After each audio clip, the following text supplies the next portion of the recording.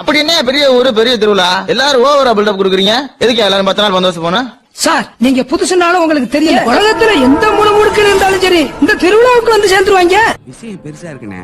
தேனி கம்பம் போடி சுத்துப்பத்தி ஏரியாவுல அவங்க வச்சதே சட்டம், அவங்க வச்சதே நியாயம். அவங்கள மீறி ஒண்ணும் பண்ண முடியாதுண்ணே. நீங்க இங்க எப்படியோ அதை விட நாங்க எங்க ஊர்ல தெரியலன்னா 2 பேர்த்துக்கிட்ட கேட்டு தெரிஞ்சு இது வரைக்கும் யாரும் தொட்டதும் இல்ல, தொட போறதும் இல்ல. ஆனா அங்க ஏற்கனவே அவங்க யாருக்குமே தெரியல.